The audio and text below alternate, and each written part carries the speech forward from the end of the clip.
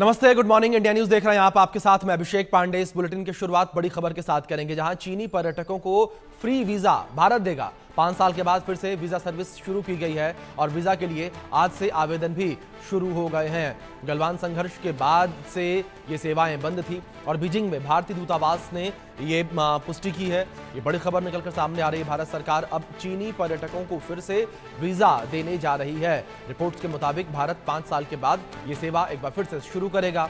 Corona काल के बाद ये सर्विस बंद कर दी गई थी और इसके बाद जून 2020 में हुए गलवान संघर्ष ने दोनों देशों के रिश्तों को और खराब कर दिया था। बीजिंग स्थित भारतीय दूतावास ने इसकी पुष्टि की है और दूतावास ने बताया है कि यह प्रक्रिया आज से शुरू होगी। इस जानकारी को चीन की सरकारी मीडिया भी प्रकाशित कर चुका है, जिसमें कहा गया है कि भारतीय दूतावास ने इस संबंध में जानकारी साझा की है। भारतीय दूतावास ने कहा है कि चीन के लोग अब भारत घूमने के लिए वीजा के लिए आवेदन कर सकते हैं। इसके लिए उन्हें सबसे पहले ऑनलाइन आवेदन फॉर्म भरना होगा और फिर वेबसाइट पर जाकर अपॉइंटमेंट लेनी होगी। इसके बाद उन्होंने अपने पासपोर्ट और जरूरी दस्तावेज लेकर वीजा केंद्र जाना होगा और ये वीजा केंद्र बीजिंग, शंघाई और ग्वांगझू जैसे शहरों में मौजूद है। वहां जाकर वो अपना आवेदन जमा कर सकते हैं।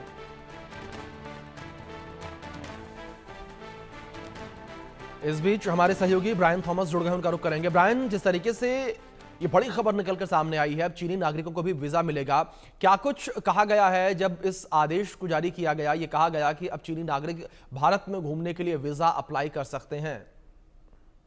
जी बिल्कुल। देखिए, इंडिया ने चाइनीज टूरिस्ट के लिए वीजा सर्विसेज फिर से स्टार्ट करने का फैसला किया है। अगर रिपोर्ट्स की अगर हम बात करें, लगभग 5 साल बाद ये सर्विस दोबारा शुरू किया जाएगा। पहले ये कोरोना के दौरान बंद हुई थी और जून 2020 के गलवान क्लैश के बाद दोनों देशों के बीच रिलेशंस काफी खराब हो गए थे और बीजिंग ने अभी इंडियन एम्बेसी ने ये कंफर्म किया है कि वीजा एप्लीकेशन प्रोसेस 24 जुलाई से शुरू होगी। और चाइना के रिपोर्ट्स की भी बात करें, उन्होंने भी ये बोला था और एम्बेसी ने भी ये अनाउंसमेंट किया है। एम्बेसी के मुताबिक अब चाइनीज लोग जो इंडिया घूमने के लिए वीजा के लिए अप्लाई कर सकते हैं और सबसे पहले उन्हें ऑनलाइन एप्लीकेशन फॉर्म भरना पड़ेगा। उसके बाद वेबसाइट पर जाके अपॉइंटमेंट लेना पड़ेगा, फिर पासपोर्ट और जरूरी डॉक्यूमेंट्स लेकर वीजा सेंटर्स जाना पड़ेगा। ये वीजा सेंटर्स बीजिंग, शंघाई और गुआंगझो जैसे सिटीज में है और जो साउथ चाइना के गुआंगडोंग प्रोविंस है उसमें आता है।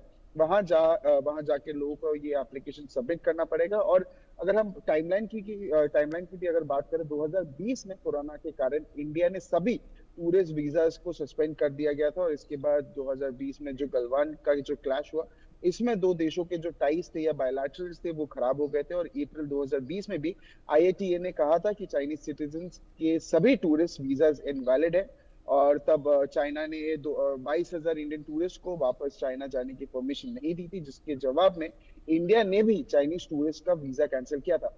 और अब 2020 में चाइना ने अपनी वीजा पॉलिसीज में चेंज की और इंडियन सिटीजन को टूरिस्ट वीजा के लिए अप्लाई करने की परमिशन दी। ये वीजा 90 दिन के लिए वैलिड होता है, जिसमें 30 दिन तक रुकने की इजाजत मिलती है। और साथ ही चाइना ने इंडियन प्रोफेशनल्स, उनके और जो अदर फॉरेनर्स हैं, उनके लिए भी वीजा एप्लीकेशंस ओपन किए हैं, जो कम या जो काम या फैमिली विजिट के लिए चाइना आना जाना करते हैं।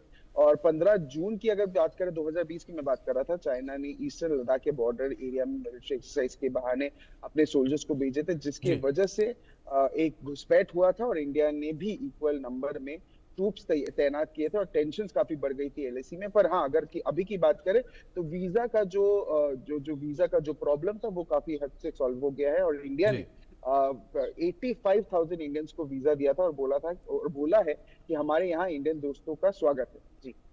जी ब्रायन, जिस तरीके से इस फैसले में बदलाव किया गया है, क्या इस बदलाव के पीछे जो बैक टू बैक दौरे रहे हैं रक्षा मंत्री और विदेश मंत्री के, उसकी भी कुछ कह सकते हैं भूमिका हो सकती है? क्योंकि हमने देखा बैक टू बैक, जहां रक्षा मंत्री राजनाथ सिंह पहले चीन के दौरे पर गए एक लंबे समय के बाद, उसके बाद विदेश मंत्री एस जयशंकर भी चीन के दौरे पर गए थे और वहां पर कई बैठकों में वो शामिल हुए थे।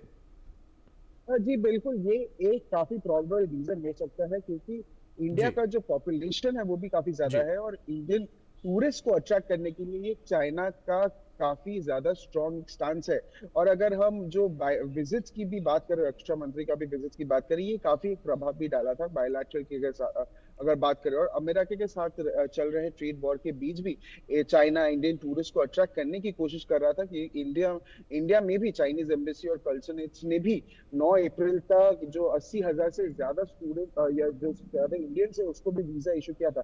तो ये एक काफी इनका एक इम्पोर्टेंट जो स्टेप रहा है चाइना की तरफ से इंडियन टूरिस्ट को अट्रैक्ट करने के लिए, जिसके वजह से ये वीजा सर्विसेज फिर से रीस्टार्ट किया गया है।